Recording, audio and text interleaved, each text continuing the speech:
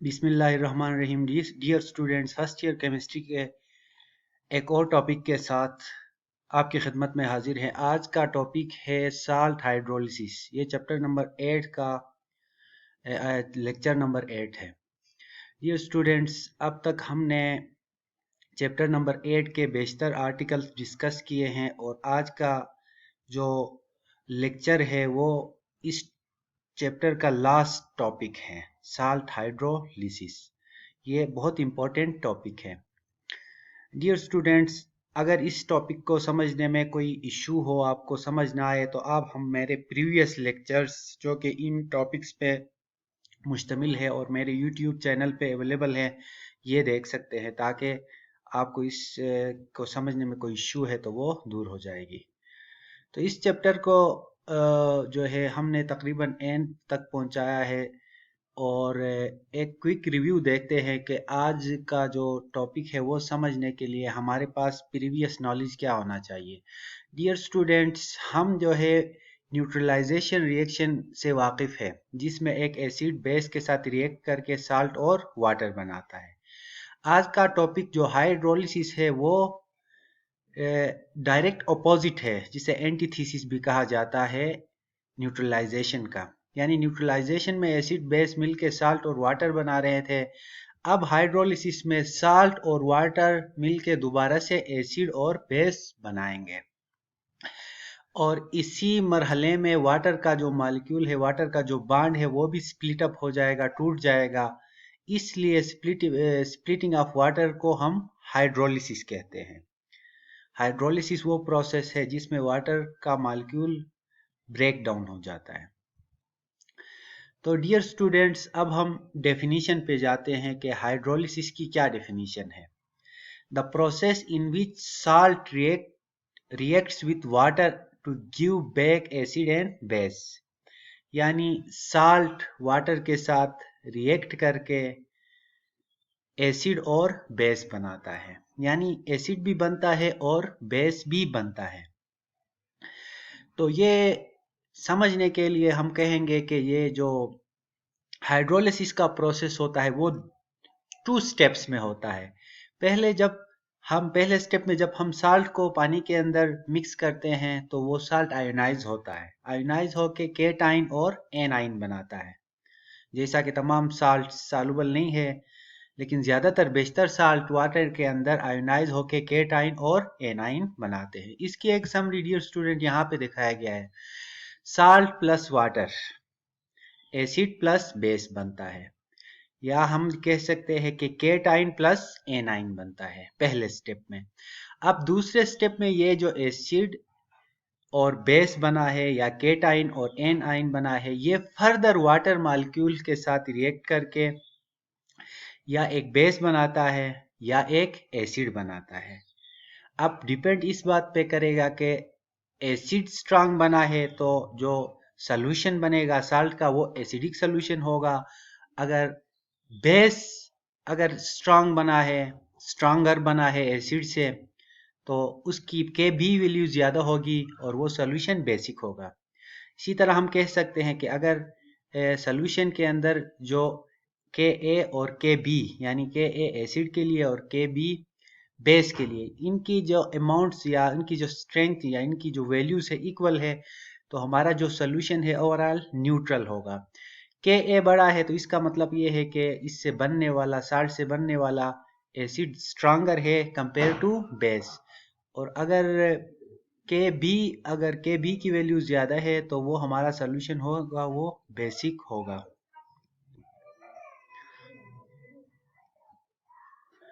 Dear students, यहाँ पे आप देखेंगे जब कोई साल्ट वाटर के अंदर हम पोर कर लेते हैं तो वो एक एसिड भी बनाता है और एक बेस भी बनाता है।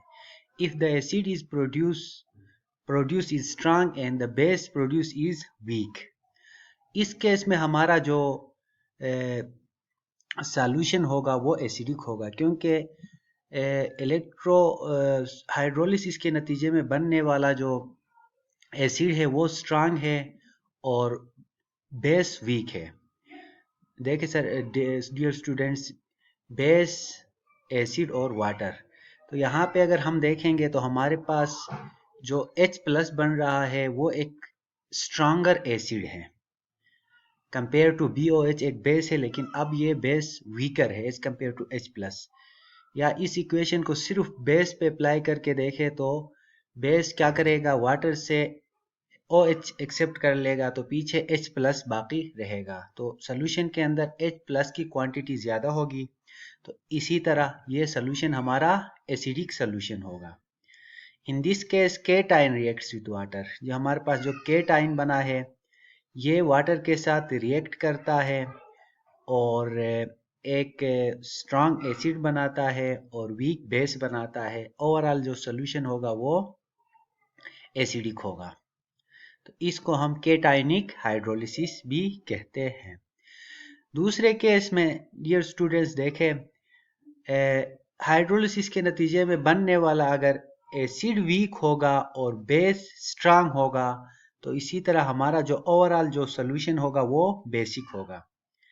इस केस में अगर आप देख लेंगे कि एनाइन वाटर के साथ रिएक्ट करके वीक एसिड बनाता है और जो है वाटर से OH नेगेटिव फ्री होता है, तो OH नेगेटिव इस वीक एसिड के मुकाबले में स्ट्रॉन्ग बेस है, इसलिए इस हाइड्रोलिसिस के नतीजे में बनने वाला जो सोल्यूशन होगा वो इस OH नेगेटिव की वजह से जो है बेसिक सोल्यूशन होगा। कहने का मतलब ये है कि अगर हमारे पास बनने वाला एसिड स्ट्रांग होगा तो सोल्यूशन एसिडिक होगा और हाइड्रोलिसिस के नतीजे में बनने वाला बेस अगर स्ट्रांगर होगा तो हमारा जो सोल्यूशन है वो बेसिक इन नेचर होगा। डियर स्टूडेंट्स, अब हमें कैसे पता चलेगा कि किस साल्ट का सोल्यूशन एसिडिक होगा और किस साल्ट का सोल्यूशन बेसिक होगा? इस बात को समझने के लिए हम टाइप्स ऑफ साल्ट्स को डिस्कस करते हैं। यानी साल्ट सारे एक जैसे नहीं होते हैं, बाज का जो सोल्यूशन है वो न्यूट्रल होता है, बाज का एसिडिक होता है, बाज का बेसिक होता है। तो इसी तरह हम देखते हैं साल्ट की जो पहली टाइप है salt of strong acid and strong basis. इस केस में हमारे पास जो साल्ट है वो जब बना है तो वो स्ट्रांग एसिड और स्ट्रांग बेस के रिएक्शन के नतीजे में बना है। फिर कुछ ऐसे साल्ट होते हैं जो कि एक वीक एसिड और स्ट्रांग बेस के मिलने से बनते हैं। अब जाहिर बात है इस केस में बेस स्ट्रांग है तो वो बेसिक इन नेचर होगा। दूसरे केस में strong acid and weak bases. इस केस में एसिड हमारे पास स्ट्रांग है, बेस हमारे पास वीक है, तो इससे बनने वाला जो सोल्यूशन हो वो भी क्या है, एसिडिक इन नेचर होगा। फिर फोर्थ कैटेगरी साल्ट्स की ये है कि इस केस में एसिड भी वीक होता है और बेस भी वीक होता है। अब इसके सोल्यूशन को हम एसिडिक या बेसिक उस वक़्त तक नहीं कह सकते हैं जब तक हमें रिलेटिव स्ट्रेंथ का पता हो। अगर के बी वैल्यू के ए के मुकाबले में थोड़ी सी ज़्यादा है तो सोल्यूशन बेसिक इन नेचर होगा। के ए की वैल्यू के बी से ज़्यादा है तो वो सोल्यूशन एसिडिक इन नेचर होगा। तो इस बेस पे डियर स्टूडेंट्स हम साल्ट के टाइप्स को मज़ीद थोड़ा सा एलाबोरेट करने की कोशिश करते हैं। तो वो साल्ट्स मसलन NaCl, NaNO3, Na2SO4, KCl, KNO3 वगैरह, ये जो है न्यूट्रल साल्ट्स कहलाते हैं क्योंकि ये एक स्ट्रांग एसिड और स्ट्रांग बेस के रिएक्शन से बने हैं।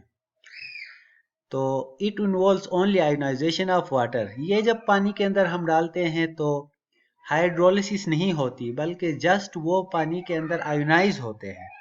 दूसरा स्टेप जो हाइड्रोलिसिस का होता है वो नहीं होता। इसलिए जो अब इससे बनने वाला सोल्यूशन मसलन आम नमक का जो सोल्यूशन होगा ना वो एसिडिक होगा ना बेसिक होगा। तो ऐसे साल्ट जो एक स्ट्रांग एसिड और स्ट्रांग बेस के रिएक्शन से बने हो उनको हम जो है न्यूट्रल साल्ट्स कहते हैं। उनका सोल्यूशन ना एसिडिक होगा ना बेसिक होगा, यानी ये वाटर के साथ रिएक्ट ही नहीं करेंगे बल्कि वाटर के अंदर जस्ट आयोनाइज होंगे। दूसरी कैटेगरी है वीक एसिड और स्ट्रांग, यानी वो साल्ट जो कि वीक एसिड और स्ट्रांग बेसिस से मिलके बने हैं। ये है मसलन sodium acetate, sodium carbonate, potassium carbonate और सोडियम फास्फेट। ये जब बने थे तो एक वीक एसिड और स्ट्रांग बेसिस के नतीजे में बने थे, और उनसे बनने वाला जो सॉल्यूशन होगा उसमें OH नेगेटिव की कंसंट्रेशन ज़्यादा होगी। अगर OH की जो है कंसंट्रेशन ज़्यादा होगी तो ऐसे साल्ट्स का जो सॉल्यूशन होगा वो अल्कलाइन यानी बेसिक इन नेचर होगा। डियर स्टूडेंट्स, थर्ड है स्ट्रांग एसिड वीक बेस। ये कुछ ऐसे साल्ट है जो कि स्ट्रांग एसिड और वीक बेस से मिलके बनते हैं, मसलन ammonium chloride, copper sulphate, ammonium nitrate, aluminium chloride और कैल्शियम क्लोराइड। इनकी जब हाइड्रोलिसिस होती है तो इसके नतीजे में सॉल्यूशन के अंदर स्ट्रांग एसिड यानी H+ की क्वांटिटी ज़्यादा होती है, और जो है बेस हमारे पास बनता है वो वीक बनता है। इसी तरह हम कह सकते हैं कि as it produces H+ ions the solution of such salt is acidic in nature. या सिंपली हम नाम से ही बता सकते हैं कि इसमें जो है एसिड स्ट्रांग था और वीक बेस, तो सॉल्यूशन में असर किसका होगा? स्ट्रांग चीज का होगा। माइट इज राइट के फार्मूले के तहत। और फोर्थ साल्ट्स की जो टाइप है वो ऐसे साल्ट है जो कि वीक एसिड और वीक बेस से मिलके बने हैं, मसलन ammonium acetate, aluminium phosphate, ammonium carbonate वगैरह। इनमें जो है इनकी जब हाइड्रोलिसिस होगी तो यहाँ पे बनने वाला एसिड भी वीक होगा और बेस भी वीक होगा। तो इसके बारे में हम हतमी तौर पे नहीं कह सकते हैं कि इनका जो सॉल्यूशन होगा वो एसिडिक होगा या बेसिक। अलबत्ता इनकी रिलेटिव स्ट्रेंथ जिसकी ज़्यादा होगी तो पीएच उस तरफ जाएगा। मसलन है एसिटिक एसिड और NH4 दोनों वीक, लेकिन इनमें से जो ज़्यादा वीक है अपने उसमें ना, तो उसका असर कम होगा, और थोड़ा जो स्ट्रांग है कंपेरेटिवली उसका असर सॉल्यूशन पे ज़्यादा होगा। डियर स्टूडेंट्स, ये तो था आज का लेक्चर। हम एक दफ़ा इसको समराइज करने की कोशिश करते हैं। हमने आज ये पढ़ा कि न्यूट्रलाइजेशन का जो रिवर्स प्रोसेस है वो है हाइड्रोलिसिस, और इसमें एक साल्ट वाटर के साथ मिलके एसिड और बेस दोबारा बनाता है।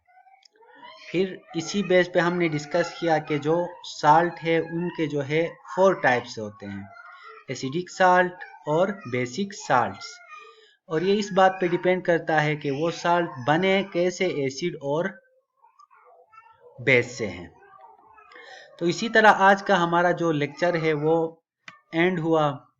मज़ीद लेक्चर्स के लिए आप हमारे YouTube चैनल को सब्सक्राइब कर लें। ये अल्केमिस्ट के नाम से चैनल है, ये आपको जो है इसको सब्सक्राइब भी कर ले और नोटिफिकेशन बेल को भी क्लिक कर ले, ताकि हम जो ही नया वीडियो बनाएंगे वो आप तक पहुंचे। अब एक दफ़ा इस को हम दोबारा से समराइज करने की कोशिश करते हैं, आप देख लीजिए। तो सबसे पहले हमने जो है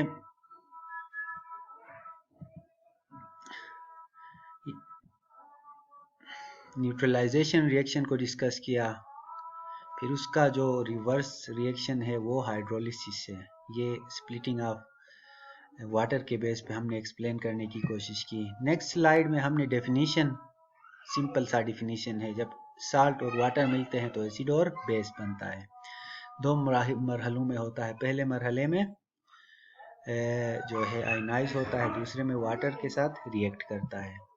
तीसरे स्लाइड में हमने केटाइन और एनाइन के बेस पे इसको एक्सप्लेन करने की कोशिश की, और फिर हाइड्रोलिसिस के बेस पे इसको एक्सप्लेन करने की कोशिश की। फिर साल्ट के जो है मुख्तलिफ टाइप्स हमने डिस्कस किए, और इसी के साथ हमारा जो लेक्चर है अपने इख्तिताम को पहुंचा। आपसे गुजारिश है कि हमारे चैनल को आप सब्सक्राइब कर लें, ताकि ज़्यादा से ज़्यादा हम जो है वीडियोस आपके साथ शेयर कर लें।